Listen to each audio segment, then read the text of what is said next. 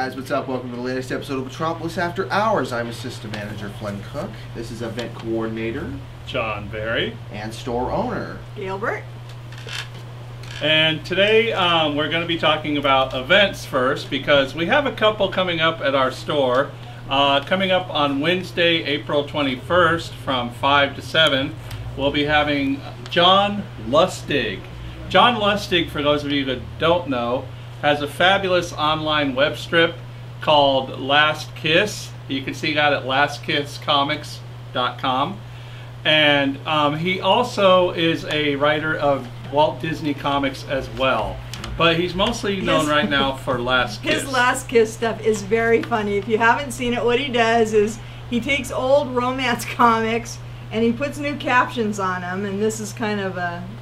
There's an example of it. You can't fool me. You're a thug, a crook, a monster. I can feel the evil oozing from your pores. Actually, I'm just a lawyer, but thanks for the compliment.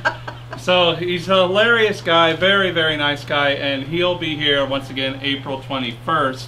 And then on May 1st is the biggest event we have every year, Free Comic Book Day! I have to say it loud because I get really energized since I'm the ringmaster of the whole thing every year.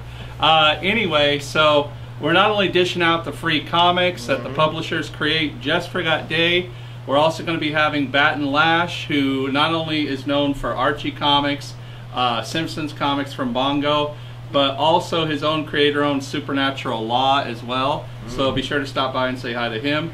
We're also going to be having people in Star Wars outfits, dressed like superheroes that you and the kids can come take pictures with. Boba Fett. Stormtroopers. It's going to be nuts in here. Yeah. It's going to be our biggest one ever, which is really saying something because we've had some huge ones. Yeah, we're going to have a lot of raffles, and so there will be prizes and stuff just for showing up. And it should be great. It's a great time. If you're a comic fan already, it's a great time to actually get somebody who's not so much into comics, or bring a kid. For God's sake, please bring a kid with you. And also, feel free to come in costume. However, if you come in with the mask, you got to take it off when you first walk in, then put it back on. So you are welcome to come in costume, as long as you take off your mask as you walk in the door. You are required to reveal your secret identity to the staff before you're allowed to remain in the store. I think the Free Comic Book Day this year is going to be super cool because DC has got out a couple of really good items. They're putting out a cool kids comic. It's going to be Tiny Titans and a bunch of other stuff. It's going to be like kind of like a mashup book. Right. But the big thing that Gail and I are really excited about, John's excited about it too, just less so. They're releasing issue 0 of their big May event, War of the Supermen. What's great about War of the Supermen is, the plot. It's just knock down, drag out, Superman versus 100 Kryptonians, led by General Zod. 100,000 Kryptonians. Oh yeah, 100,000 Kryptonians. It's a whole lot of them. It's the whole city of Kandor. So yeah. Great Scott! But see, if you Krypton's ghost. If you haven't been reading Superman because you think he's kind of square, if you were put off by Superman Returns because he didn't throw any punches, trust me, he fights a lot in the comics. Pick up War of the Superman, you'll find out. Now the nice thing about War of the Superman is, as opposed to event books like Blackest Night, which has been going on for the better part of a year now, and it just wound up, and it was awesome, by the way. So. It's only War of the Superman is only going to be like 7 issues. It's 5 main issues, issue 0 on Free Comic Book Day, and then 1 to 4 that completes the main story arc. They're weekly, right? It's going to run through the weekly Superman books, Superman and Action Comics, and I think Adventure Comics. So that's only like another 3 books on top of that. So it's like 5 to 8 issues. This one is not like getting married. This one's just like having a few dates. So yeah, it's really very nice. Easy. It's going to be very easy to commit to, and it's going to be really succinct. It's going to be action packed. I definitely recommend it. On top of that one book that'll be coming out on Free Comic Book Day that they both mentioned, there's also going to be another Owly story, Shrek, Toy Story. Marvel's going to be doing a brand new Iron Man, Thor. Right. Archie's going to be having 2 different books, one for Archie, one for Sonic the Hedgehog. Isn't Marvel also putting out a Marvel Adventures for kids, or I believe so? Like a Spider-Man, I think it's Iron Man on one side and Spider-Man on the other. And lots of independent publishers as well putting out free comics. So it's going to be a big day. Come join us. That's May first Saturday in May. And by the way, it's the first 8. Saturday in May every year. So that's right.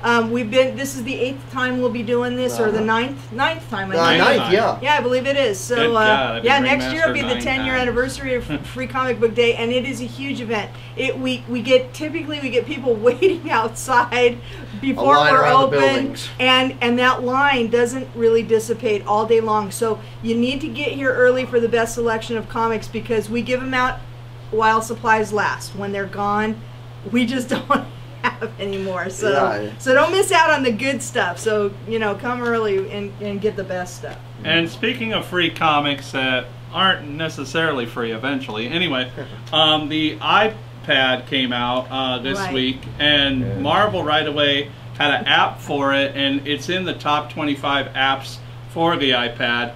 And basically it's digital downloads of Marvel Comics.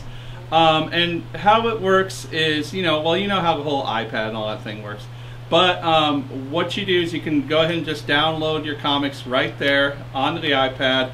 And I believe they charge a fee. I don't know how much Marvel charges. It's $1.99. Is it $1.99 per $1.99 per book, yeah. And the thing is the books aren't current, which is, good for us, but I don't know, if I had the iPad, I necessarily wouldn't want to read the Avengers from 1996. It does seem kind of well, counterintuitive. I see how it could come in handy, because some of the older stuff might be harder to get, but at the same time, it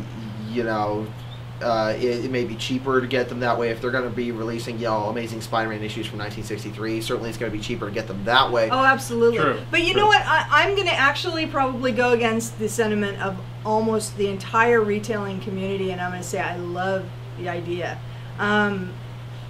Here's why. I've never known a single person to they've been downloading comic books from BitTorrents for years already. People that buy that buy comics are not necessarily not downloading and reading them as it is. And so I don't think it's really going to kill anything like our store right away. I mean, look, the truth is, the writing's on the wall, you guys. No! I'm the last of the buggy whip salespeople. I know it. And the truth is that being a Trekkie, I really love the idea of everything being digital and being on a pad this big, Yeah. So back in my day, we walked down a comic book shop 10 miles to get the latest issue of each comic book, uphill, both ways, in snow. And when you plop down your $1.25 for that comic book, you read it, you discussed it with people, you loved it. 10 cents. Yeah. You had a comic book store when you were young? I used to have to freaking go all over the place to the local drugstores and Stater Brothers and all that. Rick Slicker. As you'll see if you read their how to get to know Gail and John segments elsewhere on our YouTube account. One last thing we wanted to wrap up with is a quick discussion of event books, because we were talking about War of the Supermen, and especially after Blackest Night wrapped, we're getting kind of sick of event books. Right. Love Blackest Night, but you can cool it for a little. Yeah, it's a great story, but at the same time, I remember the days when they started the event book. It started in 1984 with Marvel's Secret Wars, and it came out in the summer, and they would only have one event book during the summer, and that was badass. Now there's an event running all year long. Right. As soon as one event ends, the next event happens. Yeah, and it's overwhelming. It's causing. It's called event fatigue. Actually, all of us nerds have a word for it. It's called event fatigue, and everybody's kind of suffering for it. Everybody is now, very excited to see the ending of the Blackest Night story, and it was very good. Don't get me wrong. I'm excited to see what happens with the Brightest Day too. Yeah. But with Siege, kind of the same kind of thing. It's like we've been going on and on and on with a lot of these event type storylines, and I think that everybody's kind of reached saturation and they're looking for a break. Yeah, so go back to just one a year, please. That's all the time we have on Metropolis After Hours. We'll talk some more next time. So this is Gail, John, and Flynn signing off. Yeah.